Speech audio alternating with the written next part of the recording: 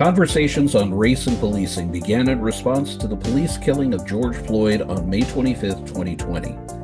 In this partnership between CSU San Bernardino and the Brennan Center for Justice, we hope to engage in ongoing discussions related to the history and current context of race, policing, and criminal justice with guests from diverse academic fields and backgrounds. Good afternoon. Welcome to Conversation on Peace and Police. And this is people that are involved in this program are Michael German, Special Agent for the FBI, Mary Texera, Professor Emeritus of Sociology, Amber Bowden, CSUSB and CSU Dominguez Hills, Robbie Madrigal, Public Affairs, Matt Pelino, Crafton Hills College, and Jeremy Murray, CSUSB, and our support is Finn Lee. I'd like to pass it on to Jeremy for the land acknowledgement. Thank you, Stan. California State University San Bernardino acknowledges that the land on which our San Bernardino facility is sited is the ancestral and unceded territory of the Marayam, commonly referred to as the Serrano people, which in the contemporary era are represented by two federally recognized Indian tribes, the Yuhaviatam of San Manuel Nation and the Morongo Band of Mission Indians. Our histories and stories are intertwined in this space, and by sharing them in culturally appropriate ways, we honor and celebrate our indigenous neighbors and partners. Since 1965, CSUSB's development has benefited and will continue to benefit from this land's location and resources, and we recognize this. Along with this land acknowledgement, this university affirms tribal sovereignty and our responsibility to work with these tribes to further mutual respect and gratitude for all those involved. And I'll pass it to my colleague, Matt Patino, to introduce our guest. Thank you. I had the opportunity to meet Dr. Dirkson earlier this year at the American Historical Association conference in New York, where she spoke about her research that has led to this book. Dr. Dirkson is an associate professor in the Department of History and Geography at Morgan State University in Maryland. She is a Philadelphia native and earned her PhD in history from Temple University. Her book, Hope and Struggle in the Policed City, Black Criminalization and Resistance in Philadelphia, was published by NYU Press, and it explores how concerns about poverty-induced Black crime cultivated by police, journalists, and city officials have sparked a rise in tough-on-crime policing in Philadelphia. The book received a 2025 honorable mention in the Joe Trotter First Book Award category, which was given by the Urban History Association, and a review of Dr. Dirkson's book by UPenn's Akira Drake Rodriguez noted that it offered a strong argument for how self-reinforcing anti-crime policies perpetuate increasing violence and crime in over-policed and surveilled communities. Through an abolitionist framing and methodology, this book challenges declension narratives of majority Black cities that suggest policing was a response to, as opposed to the cause of, destabilized and disinvested Black communities. We will have links for the book for purchase in the chat. Dr. Dirkson, welcome. Thank you, George, and thank you, Jeremy, and everyone on your team that got me here. I really appreciate it. This experience since the book has come out has been really interesting. I've learned a lot about myself that I did not know. I had a friend of mine and a colleague, she actually recently read the book and said that I kind of sound kind of ACAB, which kind of threw me because I was interested in reading and learning about like abolitionist like ideas about policing and prisons, but not all the way there yet. But to finally like hear someone see like there's something different in my thinking after like thinking about this topic and working on it and researching it and see how it could actually impact cities and communities and people is really important. But I'll start. So I'll try to talk as short as possible, short amount of time. So I would say that my book is based on my doctoral dissertation with at least like 30 pages added to it. It's very personal to me, and like George and Jeremy have such a reference, I am a native Philadelphian, born and raised, public school educated from first to 12th grade. Um, and I've lived in the city my whole life. And this is someone speaking as a person that is working in Baltimore and taking Amtrak always. So I'm a dedicated Philadelphian. So my family has lived in Philly since 1927, and just learning about their experience living in Philadelphia and just the people that have grown up in Philadelphia over 3+ generations since the Great Migration. This kind of like inspired me to do archival research on Philadelphia and look at the Black experience along with policing and criminalization. So the first pages that I ever wrote about this project were when I was an MA history student at Villanova University, so about 12 miles away from Philadelphia. But the origins of the book go way back to the 1990s. So as a kid, my dad and his siblings, they often shared memories with me about living in North Philadelphia during the 1970s. My dad, he was not involved in any gangs or crime, but he had childhood experiences of running from gangs in his neighborhood. And my grandparents had stories of how they had to assess which neighborhood schools that they could send their children to avoid juvenile gangs, to avoid defunded public schooling, and also basically give their children a decent public school education so that they could be prosperous adults. So as a teenager growing up in Philly, I started to notice the socioeconomic and infrastructural differences between defunded and deindustrialized and majority Black working class neighborhoods in North Philly, where my grandparents' house was, versus the prosperous, clean, and safe middle and upper class majority white neighborhoods of places like Chestnut Hill and Rittenhouse Square, which are neighborhoods that are in Northwest Philly and Center City or downtown Philadelphia, respectively. So I began to wonder, how did this happen? Why hasn't the government done anything to fix this socioeconomic imbalance? So as a PhD student at Temple University, I started researching race and policing in my city, and I wanted to tell the stories that I heard from family members, from neighbors, from friends.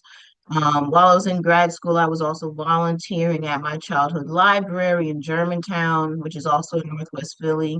And I wanted to basically capture some of the concerns that they had about crime and policing and inequality, and also like trying to do community activism and fill in the gaps when government officials and politics got in the way of funding social welfare programs. So that could be housing, that could be education, that could be recreation. So things like that were concerning me. So when I did my project, I was not just in the archives, in the library, or the classroom, or sitting in on classmates' um, lectures and discussions when they were working as instructors of record, but I was also traveling to the neighborhoods that I was writing about.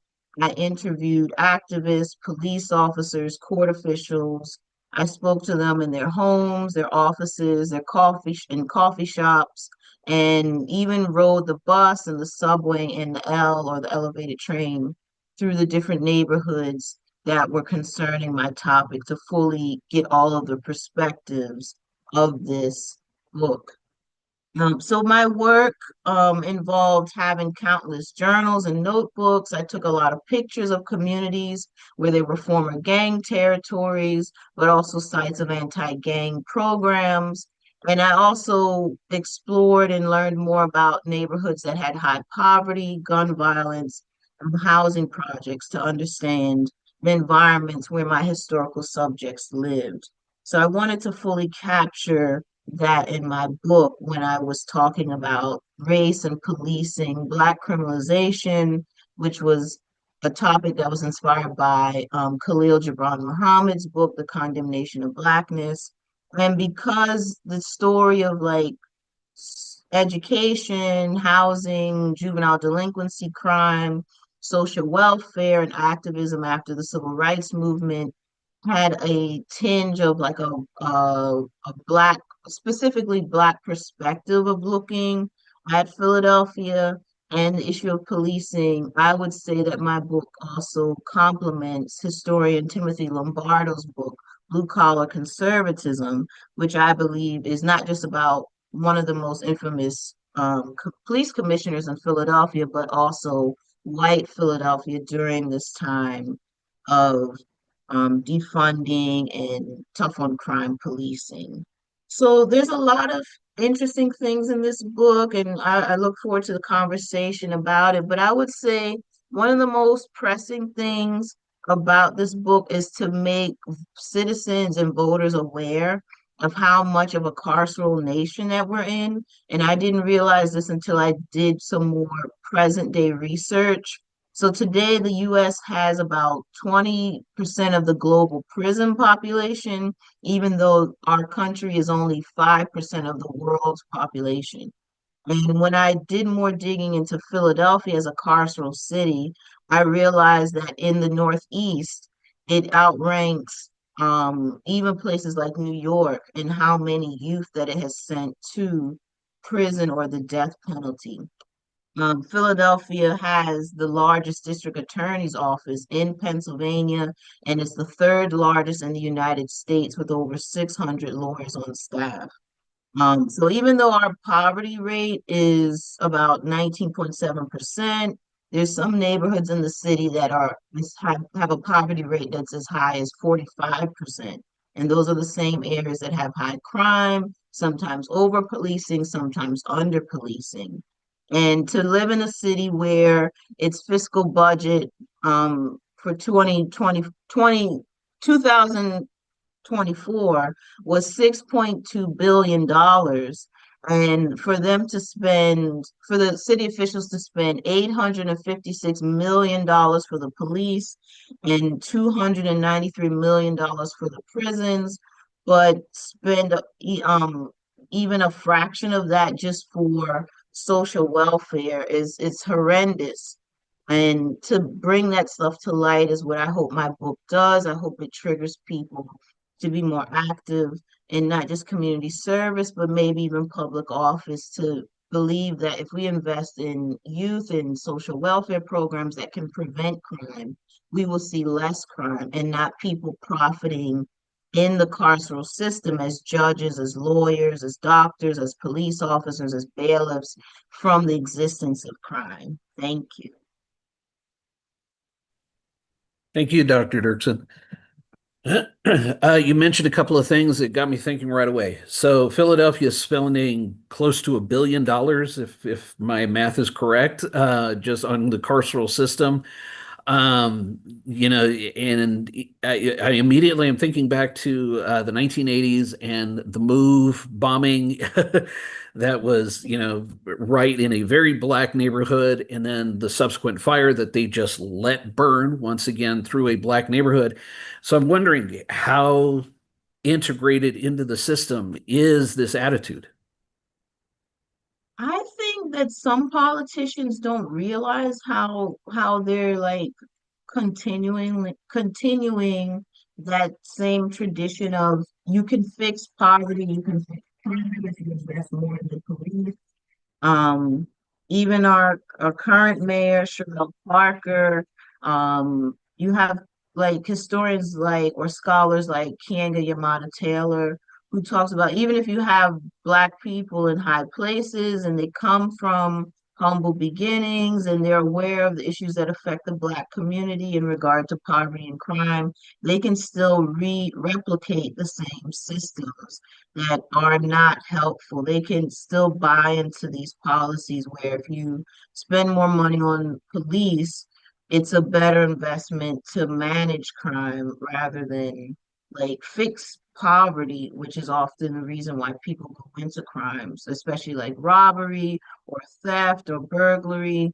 And just even me spending the last 5 months of this year in the city archives at Philadelphia and looking at juvenile crime records, Like many of the crimes involve theft, they involve burglary. In some cases, it's youth just finding money to buy food or clothing, or they're actually stealing clothes. And to think that if you have social institutions like settlement houses or rec centers or other community organizations that can offer education and job training and other ways for youth to find ways to make money legally and make a living wage once they reach adulthood through a proper educational system, there would not be the need for so much investment in police. But for some reason, it seems like crime is another industry or a new industry for cities that are not relying on factories or agriculture or anything that we have done in the past. So you mentioned something that I think we've heard in this forum a couple of other times, of law enforcement or criminal justice becoming kind of its own economy, throwing more money when things are good and throwing more money when things are bad. Are any of these funds going towards um, outside agencies or charitable organizations to try to stop crime before it happens or to try to alleviate the poverty that's causing the crime? Yes. I would say with the latest district attorney that's been in office since 2017, Larry Krasner, who used to be a defense attorney, he's been working with his district attorney's office to like support community organizations that are trying to curb gun violence and murder and like not just nonviolent crimes like shoplifting, and he's having police officers in some cases or former police officers work with community organizations and try to prop them up and support them, offer like grants to keep their organizations running. We do have a history in Philadelphia of like nonprofits that have existed and they've used like a formula of therapy sessions, job training, recreation, education, mentorship is also a big thing, and also educating youth about crime. And it has started with settlement houses like the Wharton Center that existed in North Philadelphia. That was made up of white Quakers, Black social workers, W.E.B. Du Bois as a sociologist working at UPenn. Um, in the early years of the 20th century, he even was consulted for how to operate the Wharton Center. And historians like V.P. Franklin have discussed that. But we've also had like community activists that were former gang members or former police officers or current police officers work with community members to create institutions in neighborhoods with storefronts or with row homes to rehabilitate youth. So one program I did look at was Safe Streets Inc., and they relied on funding from the Law Enforcement Assistance Association during the Lyndon B. Johnson administration and also kind of going into the Nixon administration. And they had to apply through the city to get the funding, and they also relied on other grants. But because they didn't get results fast enough, they often were cut off from city and other local and regional grants, and they couldn't make it on the other grants that they had. But we do have one organization, I'll keep it short. Um, it's the House of Emoja that exists in West Philadelphia. It started around 1968, 1969. It was a group home that's Afrocentric. A woman that was a journalist, and she's still alive today, Falaka Fatah. She and her husband decided to take gang members into their home and rehabilitate them and give them an Afrocentric family environment. And they expanded by having several row homes, make up housing, and they used African principles to also rehabilitate youth and give them job training, teach them how to clean up their neighborhood, mentorship, other forms of activism within the community, in order to rehabilitate them. But there's been programs, there has been support, but there could be more government support in public institutions like libraries and schools and rec centers. Even today, like post-COVID, the Philadelphia Free Library is not even open 7 days a week. And me working in Baltimore, which is half, I mean, it's at least half the size of Philadelphia's population, they're open 6 days a week at almost every branch. So there's a problem there.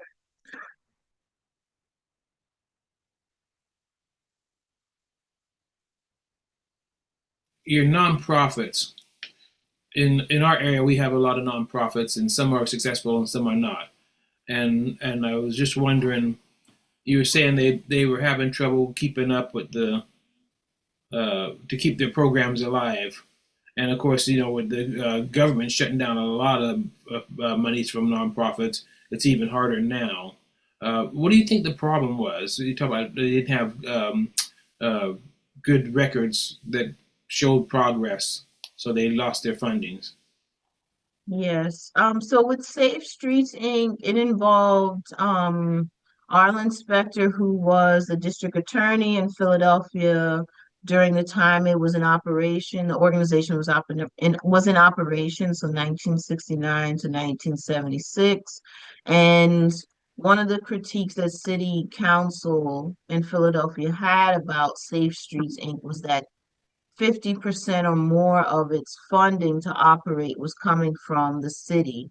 And one thing that I could have maybe emphasized a little bit more in the chapter on safe streets that's in my book is that the city is possibly prioritizing the LEAA funding that they were getting from the federal government to send to the police department.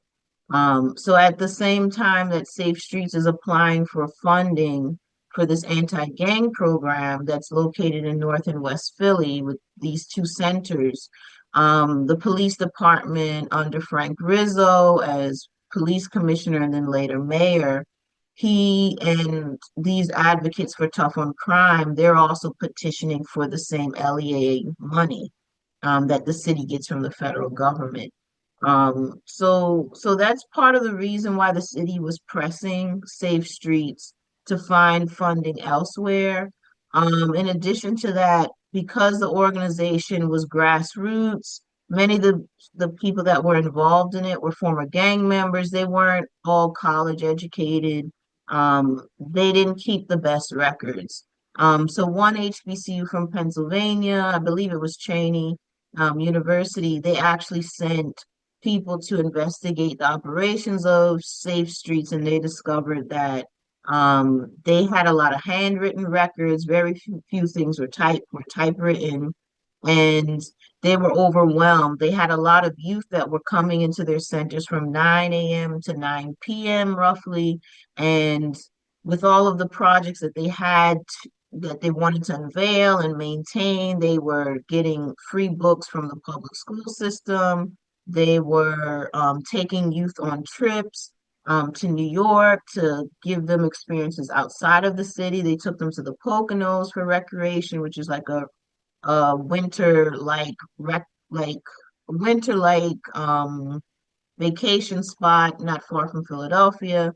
So they were doing the mentorship, the therapy sessions, the job training, and because so much of their funding was just coming from the city, and they didn't keep the best records. That's why they shut down. But there's been other organizations that have popped up over time, even to the present day. So we have like organizations that are against gun violence or rehabilitating individuals that were formerly incarcerated. And I kind of mentioned some of them throughout the prologue and the epilogue of the book. So groups like Ready, Willing, and Able, they have former convicts cleaning up community centers, cleaning up trash.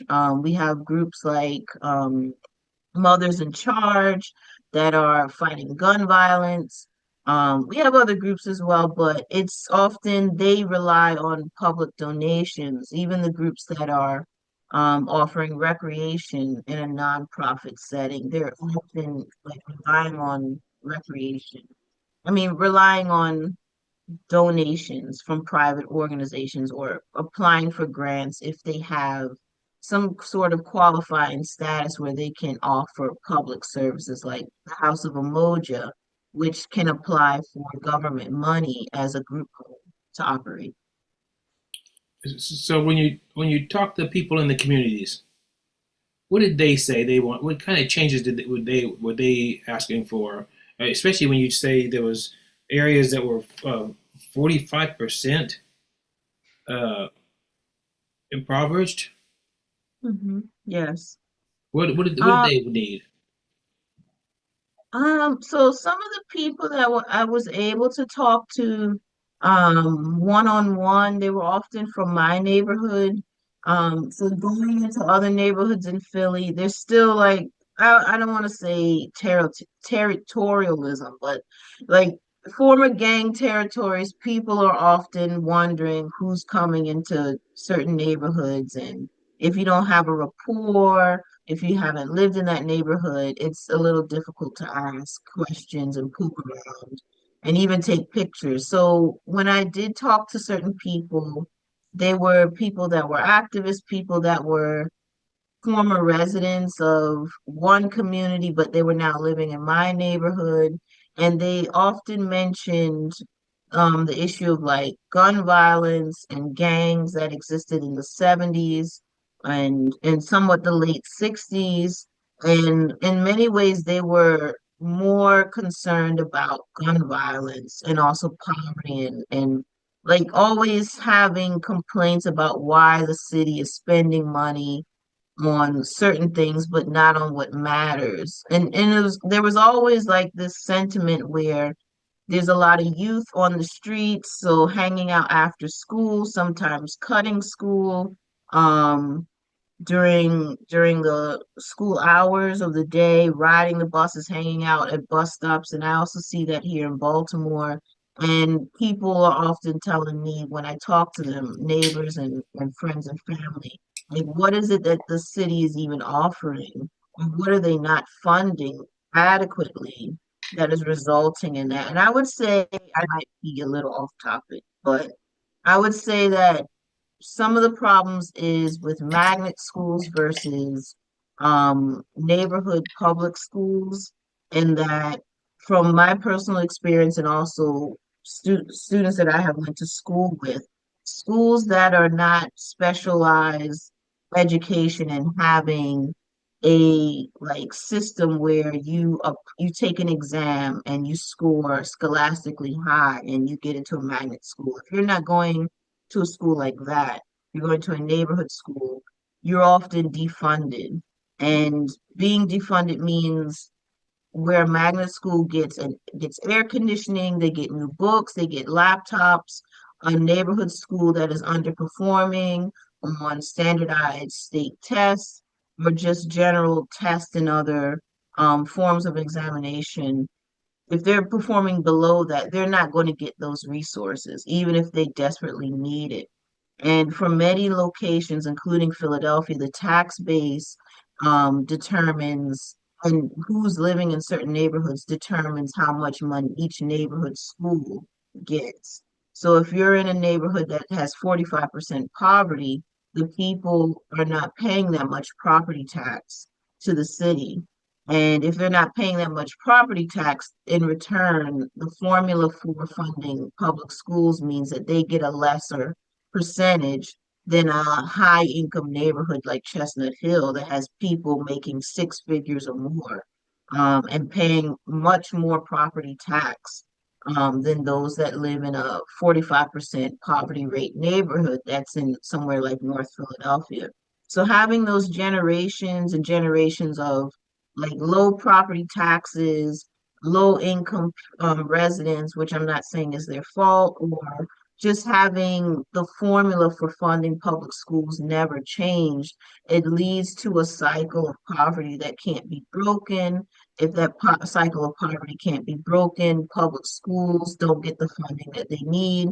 If the funding is not where it needs to be, you have children going to public schools with little books, poorly maintenance facilities, no computers, teachers having to bring in box fans to keep students cool, and they're not prepared to college if they even go to college, and what is the result? They end up in poverty or engaging in poverty-induced crime and then filtering right into the carceral system. And I actually have seen this from classmates of mine that went through elementary school with me.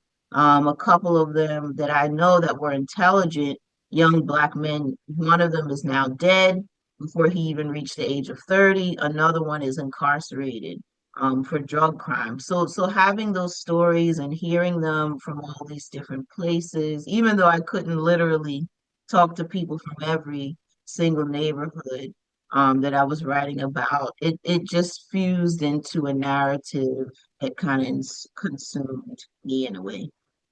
One more question before I call Mike. Is Do you see a powder keg developing? Yes. I think in a lot of youth, because it's something that I've started to study more rather than study adults and adult crime.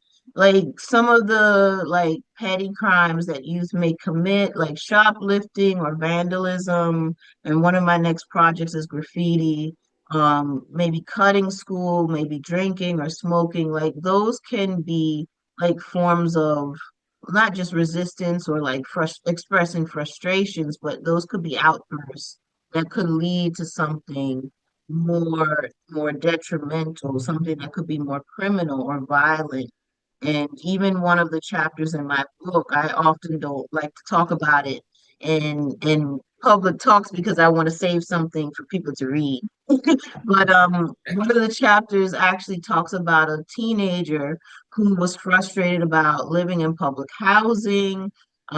He grew up in a situation where his mother was on welfare. Like he had a friend that had several brothers and sisters. His mother was working full time, and his friend stole money from, well, he actually robbed a grocery store and was shot multiple times by the police. And him coming from an impoverished background, surrounded by people that were like as adults expressing their frustrations through drinking and smoking and selling guns or drugs, and hearing about his friend wanting to rob a grocery store and get shot and killed because he was just trying to feed his family. He and eventually like, aired his frustrations in a violent way by shooting and killing a police officer in South Philadelphia and going to prison for life. Um, so I think that's like a rare chance that that happens, but who wants that to happen if you can prevent it by investing in social welfare? And this is where I guess the abolitionist part of me is coming out, in which, like, I feel like if we can prevent crime and all of these inequalities in the first place, you won't have to worry about outbursts like that can actually destroy lives, and not just the person that's experiencing poverty and other frustrations, but even people that have nothing to do with that situation. Thank you, Dr. Dirkson. Mike? Thank you, and Stan, and thank you, Dr. Dirkson. Um, I, I have a question about the juvenile detention system. In other words, how much resources or effort is going into juvenile detention in these communities rather than in programs, and what options are given as far as rehabilitation rather than just warehousing, if there are any. Yes.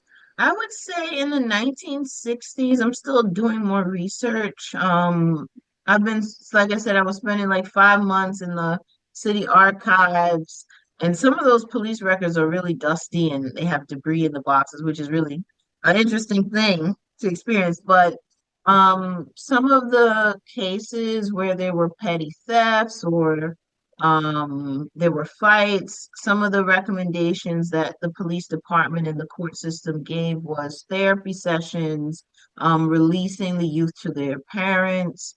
There were a few cases where teenagers, they had multiple offenses on their record, and when they committed adult crimes like murder, then they were incarcerated in like juvenile detention centers outside of Philadelphia.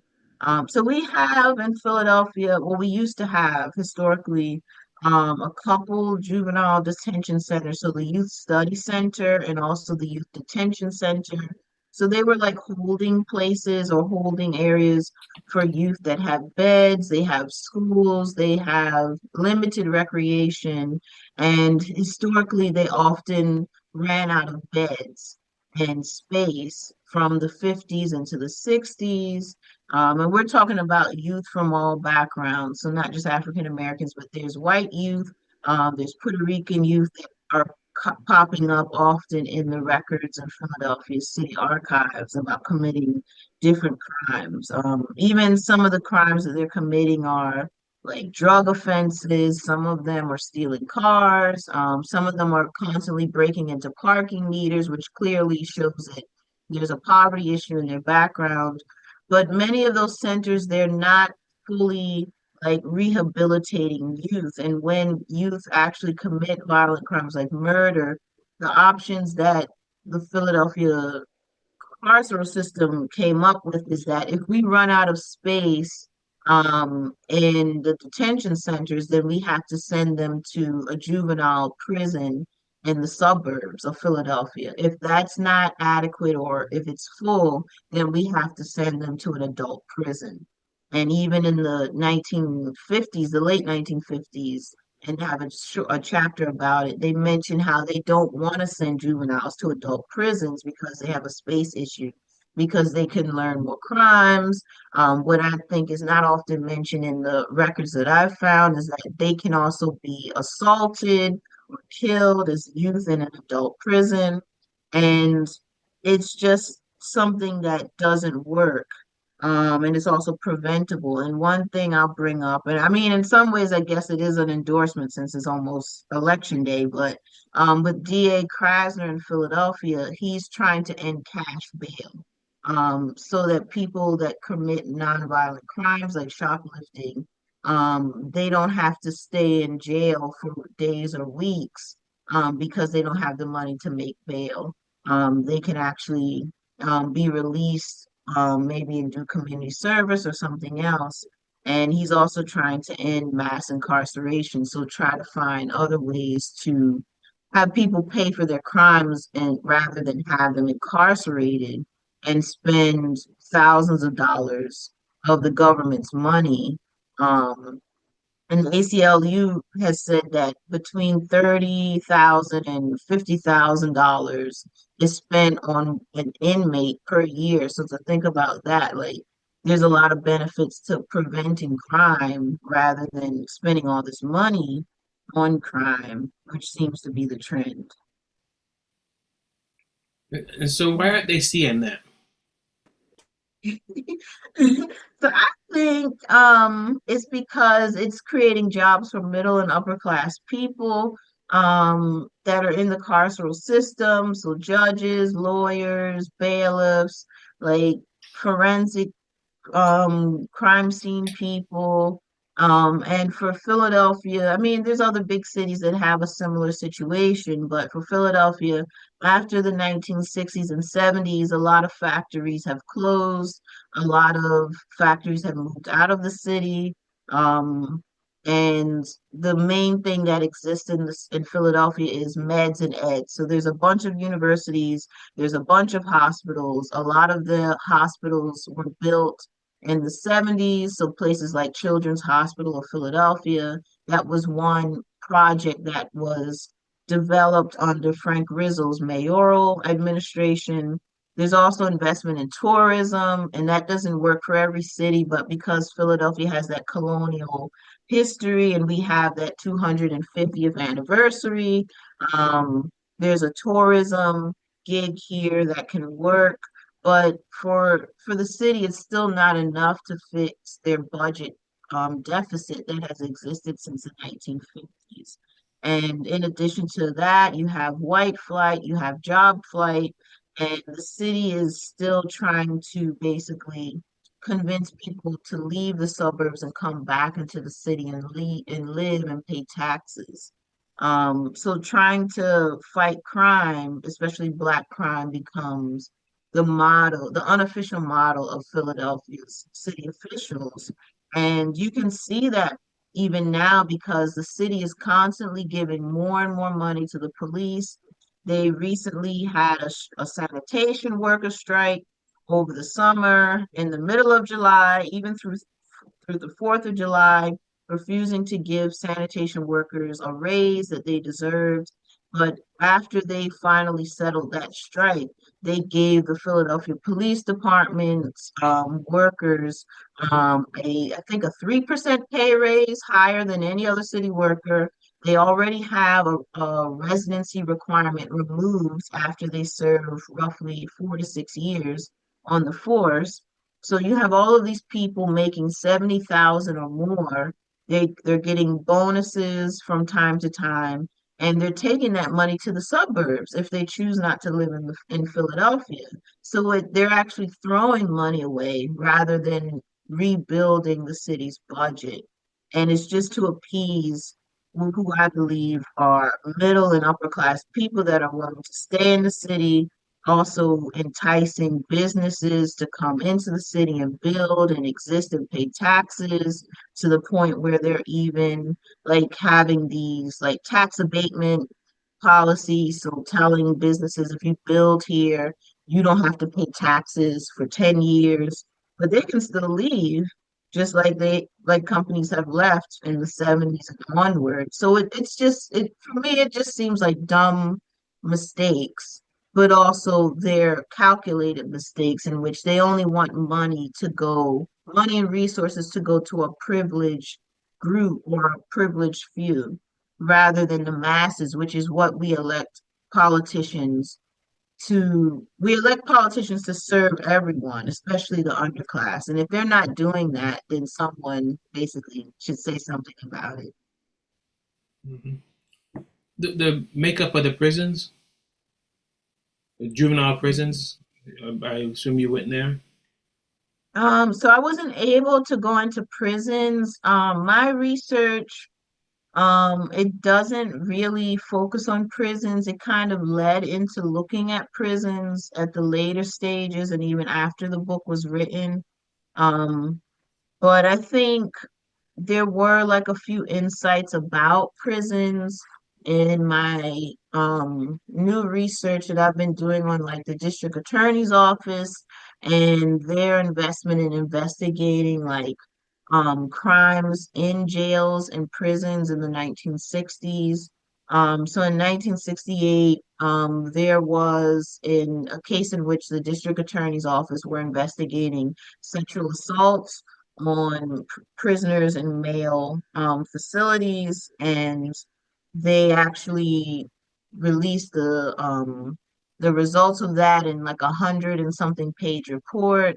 They also had a television episode on a news station in the 1960s, and they were in that and having reports from a few inmates that they were raped in prison made city officials like wake up to the idea that they need to fix the prison's conditions, but in a way, fixing the prison's conditions by replacing the paddy wagons that were not securing passengers in the back when they're being reported off to jail, or replacing the infrastructure in jail, or adding more staff that could protect prisoners. I mean, on one hand, it's meant to make prisoners more safe, but it's also rebuilding the carceral system.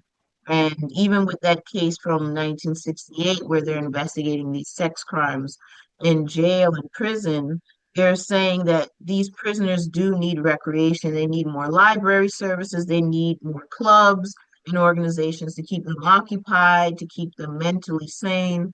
But that still doesn't change the situation outside of prison that is leading them into prison in the first place, where they have that opportunity to be dehumanized or assaulted or degraded.